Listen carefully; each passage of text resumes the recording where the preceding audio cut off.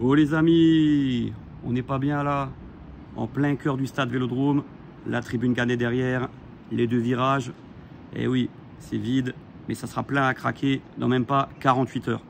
Je peux pas m'empêcher de penser, quand je vois ce stade, surtout avec de la hauteur là, je suis côté présidentiel, de m'imaginer un aux armes là.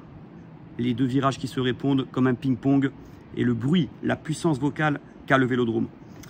Donc on va parler du mercato dans cette vidéo, bien sûr, des actus, parce que l'OM fonce sur un défenseur central. On a mis une priorité sur Ordonez, le joueur de Bruges, qui est pisté par des gros clubs. Il sort d'une saison incroyable, joueur d'1m88, international équatorien depuis une dizaine de matchs, qui a des références importantes pour le jeu de De Zerbi, notamment dans la relance. Il est très fort pour s'extirper d'un pressing adverse. Il est très bon dans les duels. Il dégage beaucoup d'assurance, de sérénité, malgré son jeune âge. Il n'a que 22 ans, c'est un énorme prospect. Et l'OM, contre toute attente, aimerait faire ce type d'opération dans ce mercato. On s'attendait à un défenseur central expérimenté, valeur sûre, à la Aguerd, de Koulibaly, Badé, même s'il y a eu des intérêts pour ces joueurs-là. Mais au final, depuis quelques jours, on entend, d'après plusieurs médias, qu'on aimerait se pencher sur un défenseur central à fort potentiel. Est-ce que c'est le meilleur choix? Tout dépend du nom qu'on va s'offrir, parce que c'est vrai que ce Ordonez, c'est déjà du très très haut niveau. Il est évalué à 28 millions d'euros sur Transfermarkt, même un peu plus, pardon. Donc l'OM va faire une offre importante, à peu près du même montant que sa valeur marchande. Il faudra négocier avec Bruges, parce qu'encore une fois, il y a des clubs importants intéressés par lui. Je parle de Chelsea, United, à la vue incroyable. Et autres clubs de Première Ligue. Mais apparemment, d'après Santi de Foot Mercato, sa préférence, c'est vers l'Olympique de Marseille. Encore une fois, un joueur de plus dans ce mercato qui veut aller à l'OM, qui choisit le projet olympien. C'est dire un peu l'ambition qu'a De Zerbi, Benassia, de faire une très très belle équipe. Donc il serait associé à Balerdi. À l'heure actuelle, le joueur veut nous rejoindre, je répète. C'est pas fait encore avec Bruges, il n'y a pas d'accord, mais il y a une vraie proposition qui a été faite. Le prix n'a pas fuité. Et d'après les pourcentages estimés sur Transfermarkt, parce qu'ils mettent aussi dans les rumeurs, parmi les clubs intéressés, un pourcentage de chance pour lequel il va rejoindre tel ou tel club. On juge à 68% la probabilité qu'il rejoigne l'OM. Donc tout ça pour vous dire que c'est vraiment le favori à ce poste de défenseur central. Tiens, je vous filme le patron derrière. Garde du corps. Que Ordonez soit le fameux DC qu'on recherche depuis cet été. C'est vrai qu'il y a eu la piste qui a été lancée aussi Flamingo du PSV, mais entre nous, entre les deux, et je sais que la plupart des supporters de l'OM vont dans ce sens, je préfère Ordonez, qui a un plus gros potentiel, qui a beaucoup plus de talent, parce qu'il a fait une énorme saison l'an passé, et puis encore une fois, c'est un joueur complet, malgré son jeune âge, dans les duels, dans la relance, il est costaud, il est grand, il est bon aussi dans le domaine aérien, on le voit dans les datas. Donc ça, c'est une des priorités du mercato. Je vous ai toujours dit que cet été, il va falloir se pencher sur le poste d'ailier gauche, mais surtout sur un défenseur central pour l'associer à Balerdi. Donc voilà, pour la grande nouvelle de ces 48 dernières heures, c'est l'intérêt très important pour Ordonez. On a eu d'autres infos mercato, il faut qu'on en parle. Il s'agit du latéral gauche. Alors lui, pour le coup, c'est un pur latéral. On ne parle pas de latéral intérieur, de piston, d'ailier gauche qui pourrait se repositionner. Il s'agit du joueur formé au Real Madrid, qui a fait toutes ses classes en équipe jeune du Real.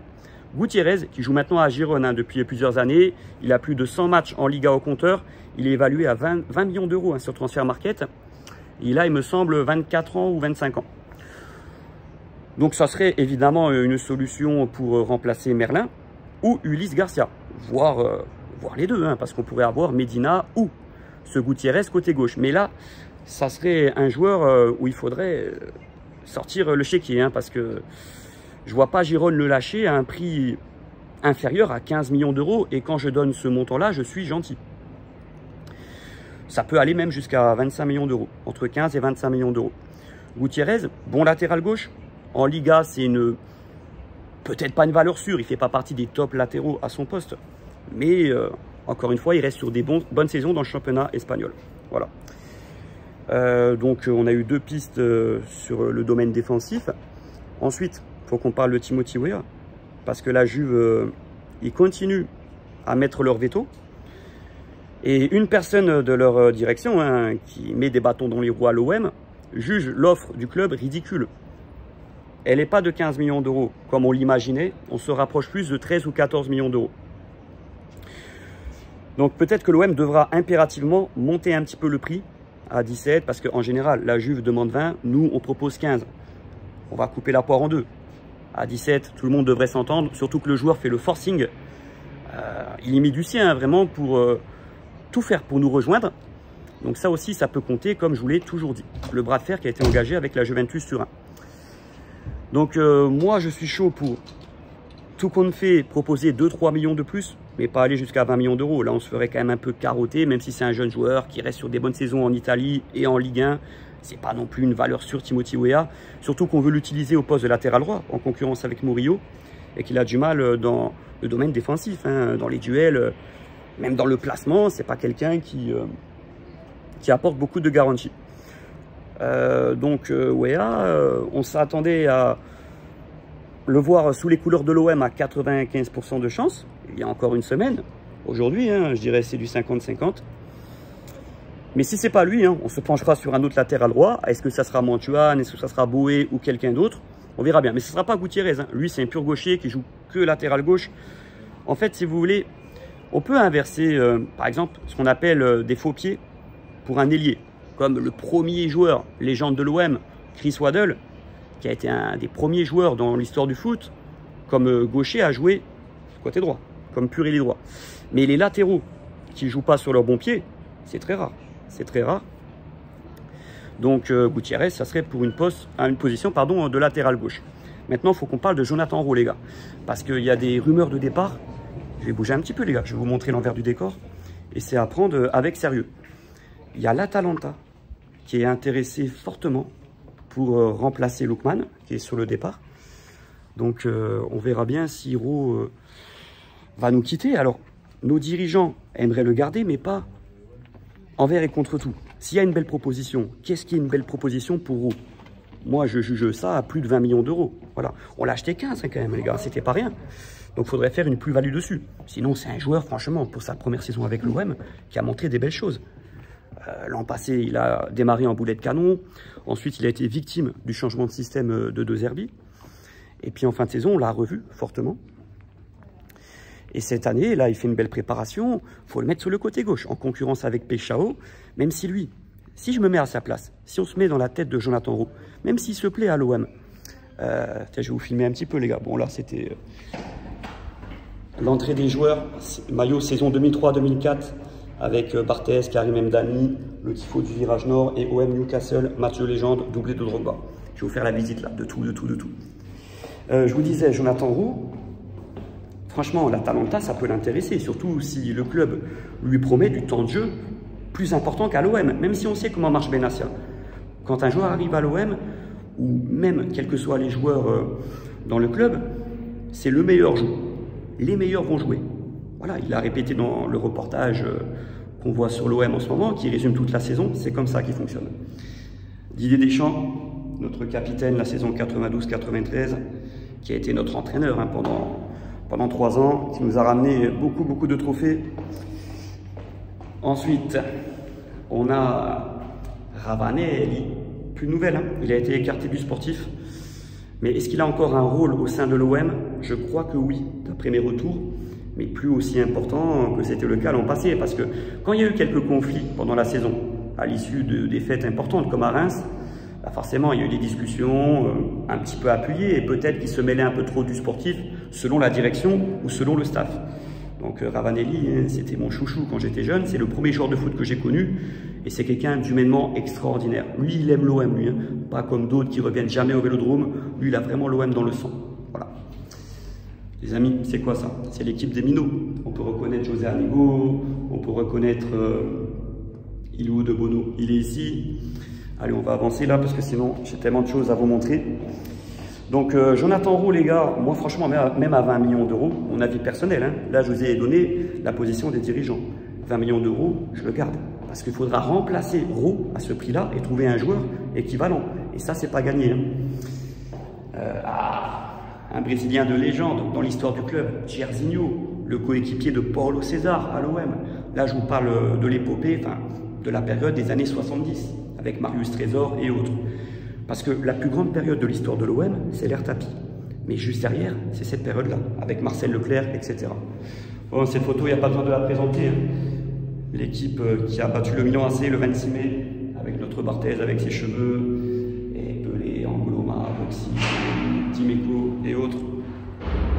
Allez, on va avancer. Hop.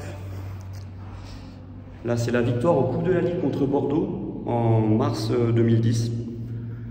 Ça a été une émotion pour moi parce que c'était le premier titre de l'OM que j'ai vécu.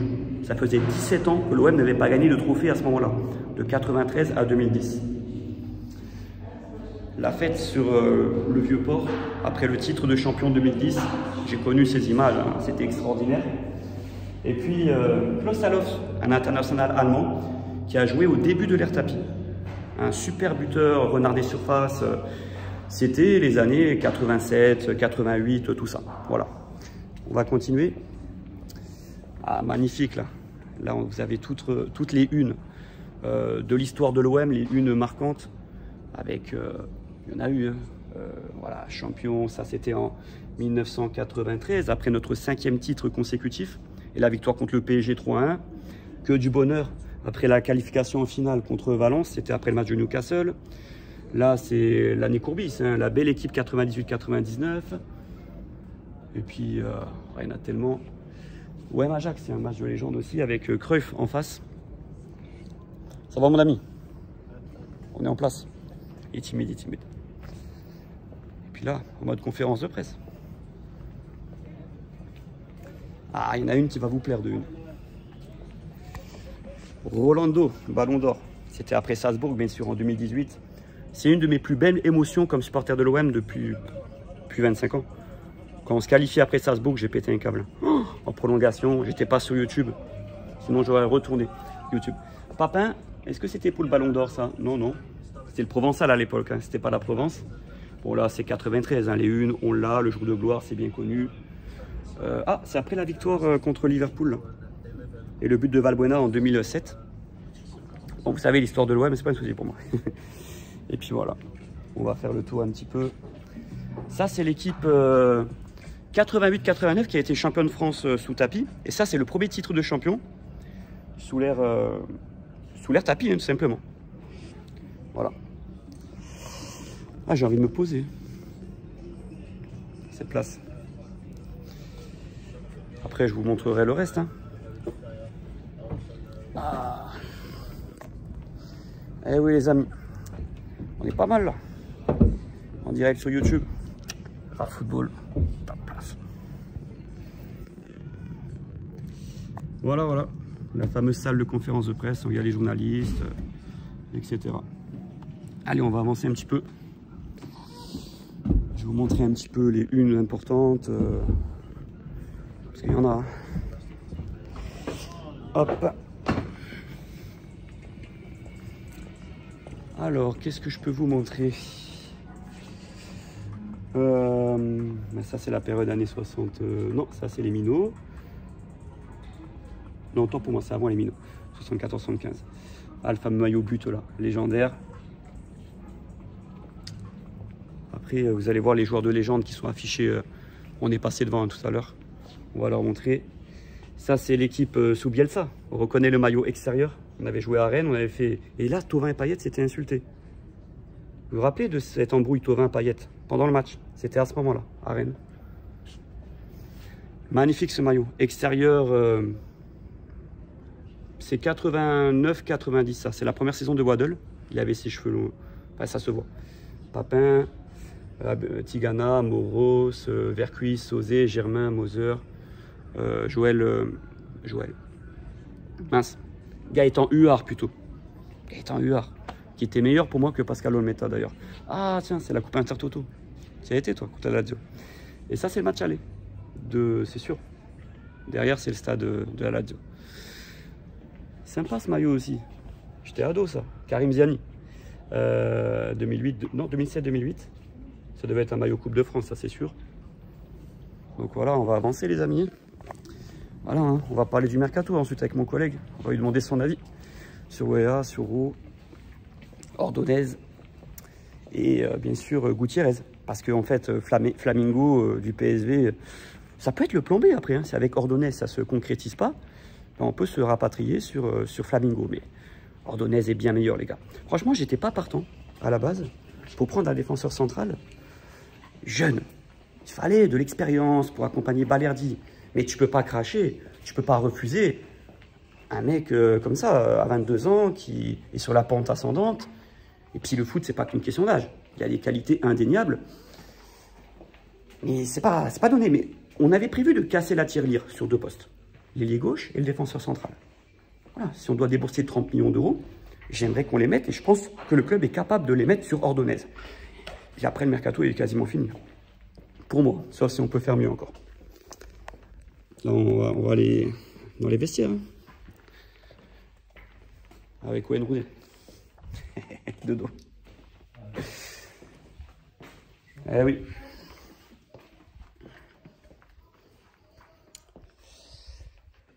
Les vestiaires, les amis. C'est pas numéroté le nom et tout? Non. Pas encore, parce qu'on est en... La saison n'a pas commencé. Voilà. Que Zerbi fait son coaching. Bon, je peux pas trop crier, vous doutez. Hein. Je parle doucement. Donc voilà le petit tour des vestiaires. Ah là bien. C'est dommage que... C'est là où il y avait Bembella et tout, et certains joueurs. On a raté, je crois. Ouais. Bon, après, tant pis, ils connaissent, c'est certain. Et là, on va se diriger vers le tunnel. Hein. Le tunnel et la pelouse. Jump. Tin, tin, tin. Je me rappelle de ce tifo, on y était, Brian. OM Lyon 2015. Bielsa, tu te rappelles? On est parti en Ford Fiesta. Tu te rappelles qu'on est rentré sur Marseille tout l'après-midi? Ouais. Là, on jouait le titre à ce moment-là. Et c'est là où Ocampos, il a son but refusé à la dernière minute. Que Lopez, Anthony Lopez, bon, j'avoue, il y a un petit contact. Mais bon, le Vélodrome, il était en rage à la fin du match. J'ai rarement vu ça. Tout le monde contre l'arbitre, truc de fou. Révolté. Je me rappelle de tous les tifos. Là, c'est OM Monaco 2017. On avait perdu 4-1. J'étais au stade en virage nord. C'était fait enfumer par Monaco. Et Mbappé était remplaçant. Il venait de commencer.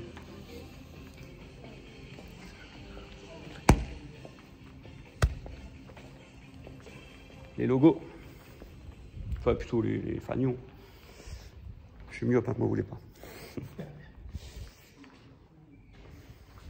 Et ça, c'est le plus beau tifo de l'histoire du club, oui, il faut le dire. Ouais. C'était magnifique. Là, c'est un tifo pendant l'été. C'est récent, ça, ce tifo-là. Les Papelitos, c'est... Ah ouais? Il y a du monde. Où ça? Là. Ah là? Attends, on va aller voir.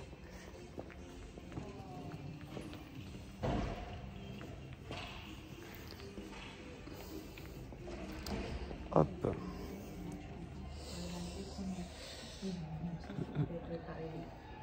Avec des champions, à jamais les premiers. À jamais les premiers, les gars. Eh oui. Ils nous ont égalisé 32 ans après. Voilà un petit reportage hein, sur le 26 mai. Voilà, vous avez tous vu, je pense. Allez, on va continuer. Non, on hésite. Pardon? On hésite. C'est gentil. J'avais peur de me faire gronder. Et voilà, l'entrée des joueurs. Ça fait presque 20 minutes, hein. Mais bon, on se régale. C'est le Carpo d'MTP, c'est pas un des capos. OM Leipzig. OM Leipzig. Payet, NJ, après le but de Sakai. Moi j'y étais, toi t'as raté ça. Toi, tu dois avoir les boules, tu dois avoir raté ça. Et voilà l'entrée. L'entrée principale, hein, bien sûr. J'ai envie de gueuler. Je te jure, je croyais que c'était les joueurs de l'OM. Je croyais que c'était les joueurs de l'OM. C'est pas des remplaçants. Ah, ça aurait été trop beau. Enfin, ça arrive. Hein. Je me rappelle, quand Iliman Ndiaye a signé, le lendemain, les gens, ils faisaient... Voilà, ils étaient là. Et puis, il avait rencontré quelques personnes. C'est il y a 2 ans pile. Hein. Il a signé un 31 juillet, Ndiaye. Et là, maintenant, bon, hier, j'étais à l'aéroport hein, pour Aubameyang, son retour. Et c'était une ovation incroyable. Hein. Quand il est arrivé, ouais, Obama, ça résonnait. En vidéo, vous ne pouvez pas ressentir le réel. C'est comme quand vous allez au stade et que vous écoutez ensuite sur YouTube l'ambiance. ou sur votre téléphone quand vous filmez l'ambiance. Vous n'avez pas le même ressenti qu'en vrai, et heureusement, sinon ça serait moche, ça serait triste. Donc voilà les gars, hein, je vais pas vous présenter le stade. Le virage sud, voilà, le virage nord, derrière, les bandes touches. Par contre, j'ai un doute, frérot. L'OM, ils sont là ou là? Ah. Ils étaient là avec Garcia. Côté virage sud avec Garcia. Mais à la base, ils étaient là, côté virage nord, à la base. Et toi, tu as pris les places. Ouais, tu verras bien. Allez, on va se poser 30 secondes. Pour finir la vidéo, bon, j'espère que je vous ai régalé, les gars. Tranquille.